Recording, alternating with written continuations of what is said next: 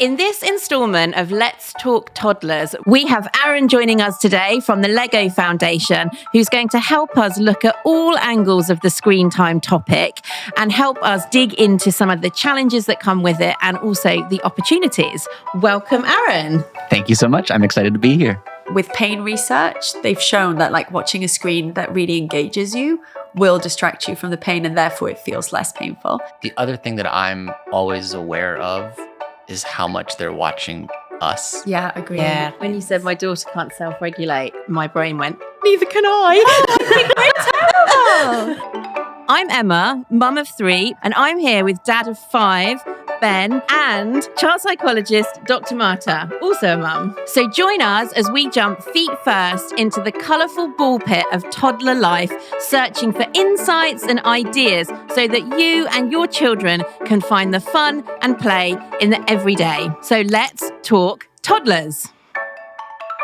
I'm just going to dive straight in there. Is screen time bad for children? Absolutely not. Not all screen time is created equal. Mm-hmm. So there are some wonderful ways that young children can be engaging with screens. And there are some not so wonderful ways that children can be engaging with screens. And so much matters about the content of what's on that screen and the context around which the child is engaging with the screen. And so there's no one blanket answer on the screen time question. Yeah, I think that's a great point. And we use this term screen time. That seems to have been the term that we've sort of adopted as parents to sort of talk around it. But it's never been a term that I've liked because it only really zooms in on number of minutes rather than what's actually on the screen, as you say. Dr. Marta, what is your point of view on the role of screens in the lives of young children? I think when children are really, really small, screens don't offer kids very much. And when I say about that, it's about under the age of 3 or 2.5, really. They don't offer a lot, but they do offer something to parents, right? Which is often a break. And I'm going to say this now. It's okay if you need a break. And it's okay if you give your child some screen time, TV, a tablet. I would say that's okay. You're not harming your child for life. That's what I'm going to put out there into the world. We have no evidence that damages a child's brain. And if it's going to help you be more present at another moment in time, do it. We need to survive too as parents. And I think from the age of 2.5 onwards, screens are also a way of visualizing parts of the world or, storytelling and understanding concepts. And I think one of the things to do with kids is to watch it with your child and then you can open up conversations. And also with little ones, they can't really do screens for very long because their focus just goes. So between the age of 2.5 and 3, 15, 20 minutes is a lot for a kid. Yeah. It's quite passive as well, their brain kind of zones out, but they're not taking it in. If they're watching it for an hour, then they've not taken that in. But if you do it short and regular, then they can get something from that. It can be really helpful to them. And Aaron, do you have a way of describing those different types of experiences? I'll jump on Dr. Marta's comments about that passivity that comes with a lot of screen time. And that's, when you're watching a lot of television content, no matter what medium you're engaging with it, a lot of that encourages that passivity, right? And so that's one thing. I will quickly jump to something very different than that. So I live in Denmark with my family. We have a 2.5-year-old and his grandparents are all in the US. And so there's a screen time that is that video calling. And so that's a very active two-way communication that's very minds on, and he's very much engaged with those loved ones. And then there's a whole other realm of digital play. And sometimes it comes in TV content, great TV content for young children. It asks them to be active, encourages them to move and get up and dance and be active and engaging. But there's also a lot of digital content that's emerged in this app age that really encourages kids to be engaging with and responsive to what's on the screen. And so not that there's only those 3 buckets, but those are 3 of the buckets that I think about. And I'm really glad we're having this conversation about screen time because I think it is something that can be often, demonized amongst parents and, especially for outsiders looking in. But the reality is, I think we live in a technological age. And I think if we have an open mind towards screens, then again, each parent will have to figure out what's appropriate for their child. Yeah, it's definitely not a one-size-fits-all solution, is it? I think that sort of pursuit of balance is almost like the golden chalice of every modern parent. It's kind of there's not many people that are fully extreme in kind of, letting go of all analog forms of play, or on the other end, sort of fully rejecting screens. So most of us are sort of somewhere in the middle, trying to sort of model our way along this balance. Is there anything that you do or have changed to figure out how you get that balance? I think for us, we have been led by the children to a degree, because, as I say, I think every child is different. And I think probably the reason why there are so many conversations around screen time is, I always say that parenting is such a wonderful thing. And considering every child is different, it does surprise me sometimes at how judgmental the community can be. I know something that certainly helped me is that I've tried to actually spend less time focusing on the screen and tried to put more of my energies into, how much kind of tactile play are they getting? How much time outside are we spending? Like how many conversations have we had today? And I have found that the more you sort of think about that, the more like it just sort of slots in the moments of downtime or those little rest moments that you need. And it's kind of like, I do think with this conversation that's evolving around screen time, as you said, Aaron, focusing more on what is the content, not just how long are we on it for. We also need to bring into that the play as well, because if we, pay more attention to that and make sure that we find space for that and prioritize that and, really kind of protect it in the schedule, it's sort of, they just slot into the moments of the routine. Yeah, I agree with that. Like prioritizing other things, not just thinking, a screen is a babysitter, for example. I think link in with what Ben was saying about the judgment of other parents. Like actually that always makes me feel really, really sad when you see somebody else judging another family. You don't know what's going on for that family. You don't know if this is the parent's break. Like you don't know what's going on. So don't judge them for it. Just like it's what works for them in that moment, and that's okay. If I think about my child, so she's nearly 4 and she can't self-regulate. So I think if we said you can have screens or TV anytime, I think she would love it now. She never used to, but something's happened. It's to do with her development. But she's definitely like, I want to watch TV or I want a family film. So we watch family film every weekend, but we do it as a routine now. So we always tell her we can watch a film, but we do it together. We get snacks and we talk and we make it like a connecting moment. But the other way that we use a screen that kind of links with what Erin was saying is that because she likes screens so much, but she loves drawing, we let her draw on the tablet. She loves it because she can choose her colors, but she can also just do a brand new page. Also, it's very green and eco-friendly, right? But she loves it. And then she'll also snapshot it because she wants to keep it. And I'm like, of course we can keep all the photos of all the drawings that you like.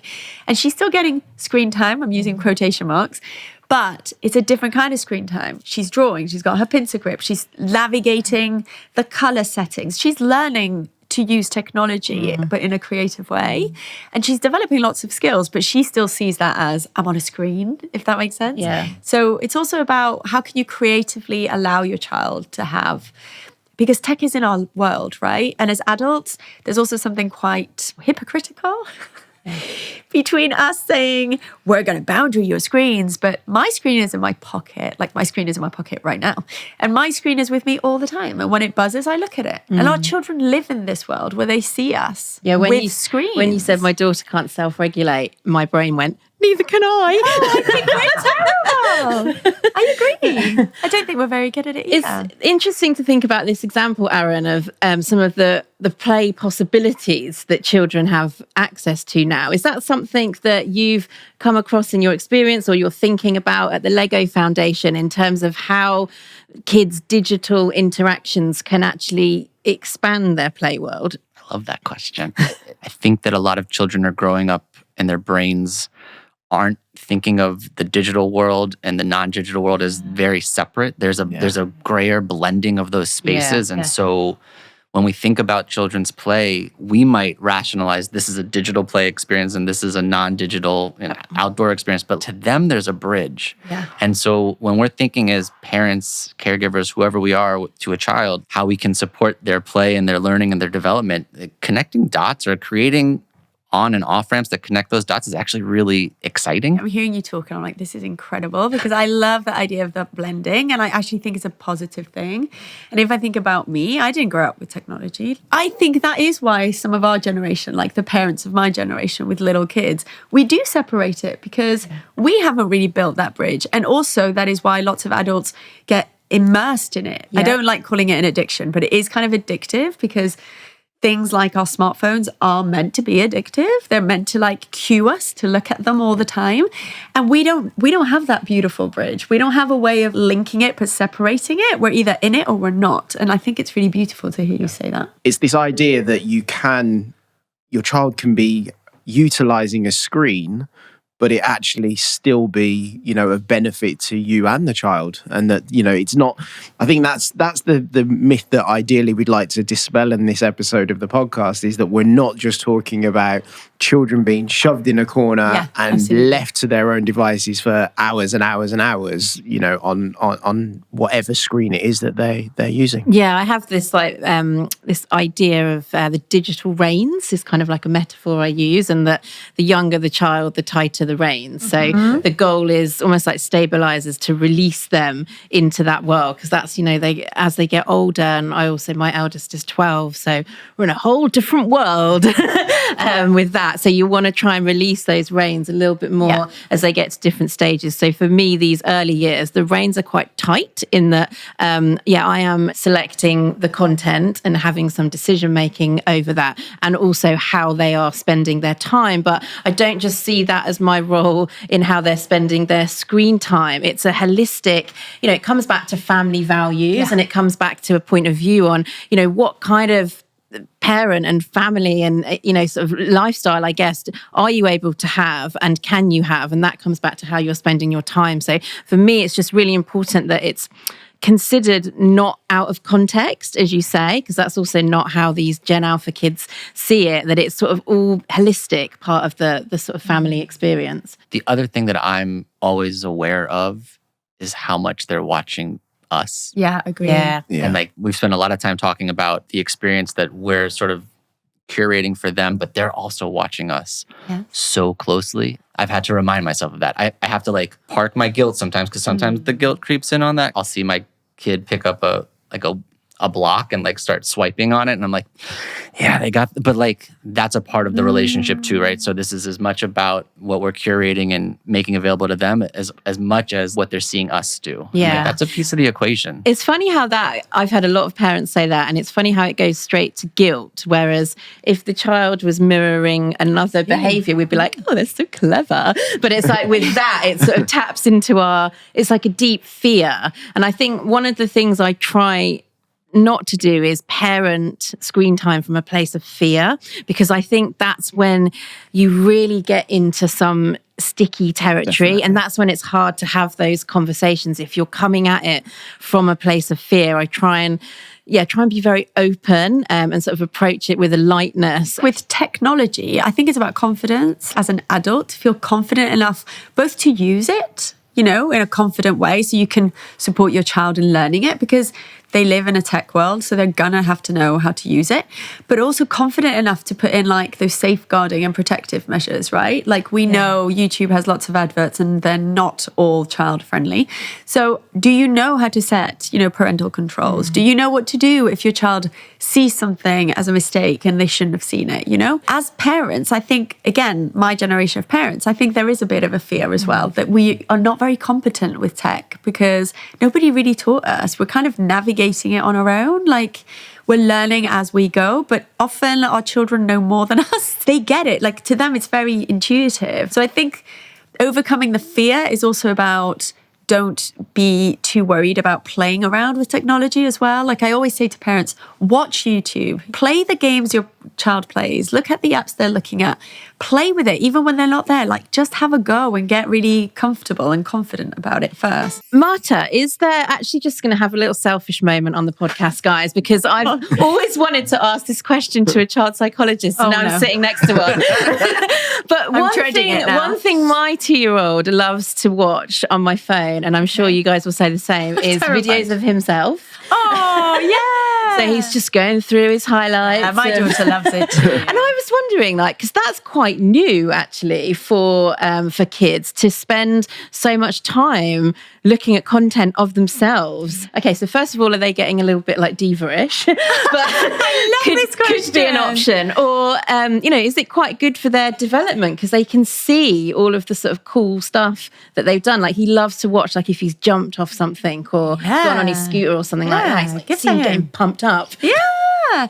I would say like before the age of about, 2.5, they don't really recognize that it's them very much. So they kind of see it like it's another kid doing something fun. Yeah. But when they have that concept of them, my daughter does the same. She loves it. And she'll sometimes say, can you record this? And then she's like, can I watch it?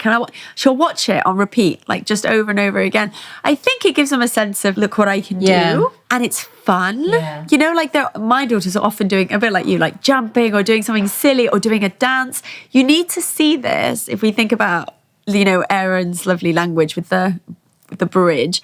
It's a bit like if you ever danced or did silly things in front of a mirror. Yeah. It's the same. It's a mirror, but with technology. It's the same. It's not harming them. It's just playful. And no, it doesn't turn them into divas because they're too small. Kids are not looking at aesthetic. This is not the same as a teenager. Okay, but we're not talking about teenagers. But we're talking about toddlerhood.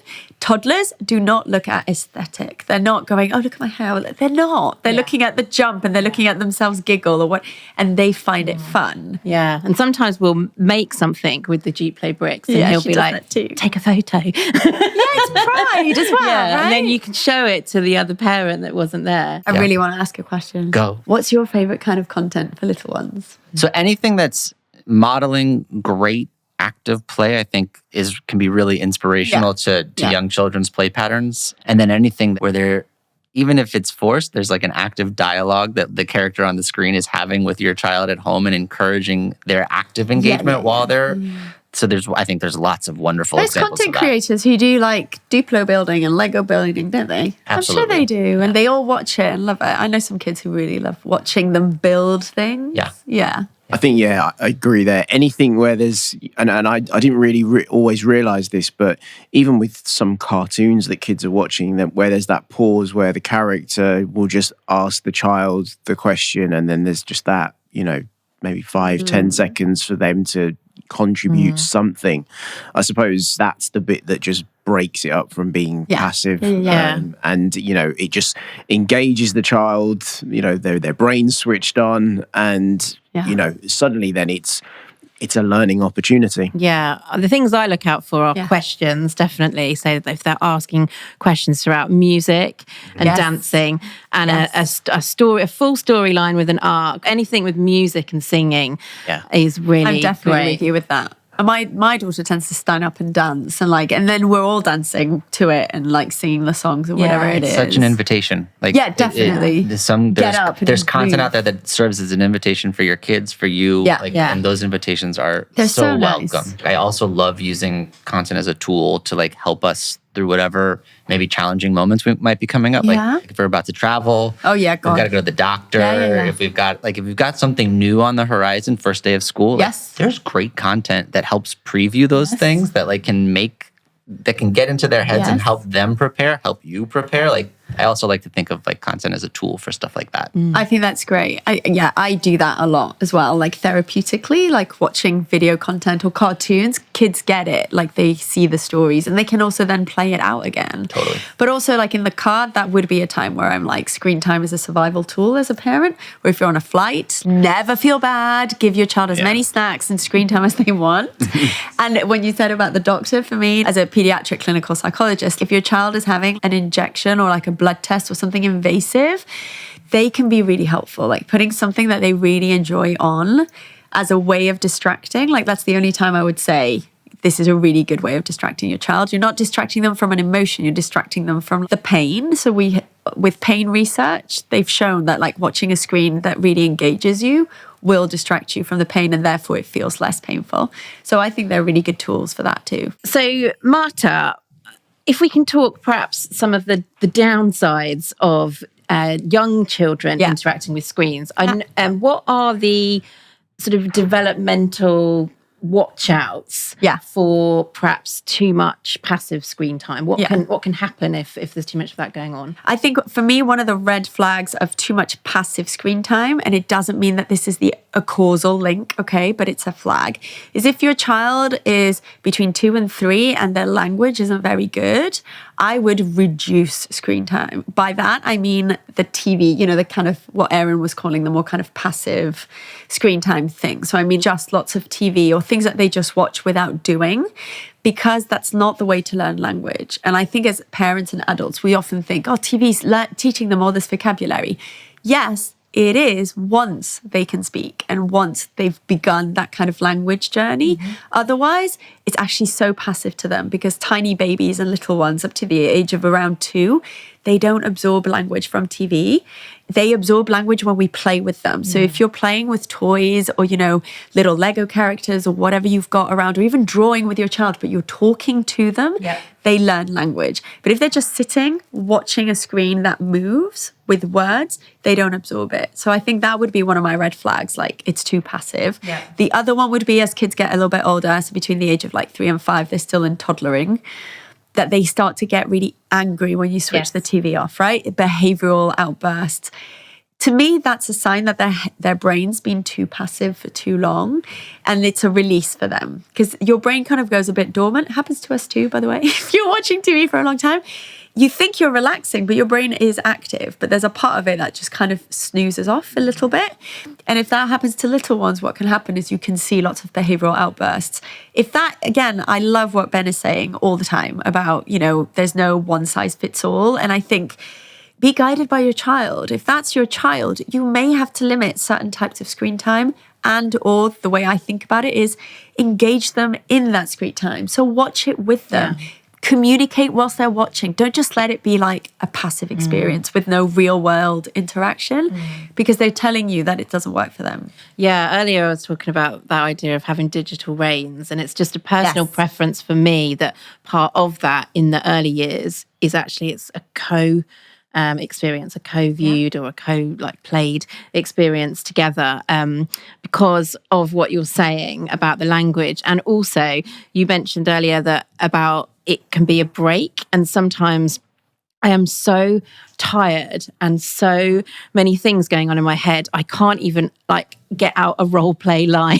So factually for me to spend time with him, if I know he's had lots of independent play or he's been at nursery all day, actually for us to have a co-viewed experience where we can share laughter and talk about the story and do a bit of dancing, for me that's actually an easier way for me to connect with him sometimes than a really intense play experience. What I love about this conversation is that it's just gotten straight to the heart of that this is such a nuanced space. And I love that, because that's where we should be having the conversation. Yeah, I agree. A huge thank you to today's guests and of course all our listeners.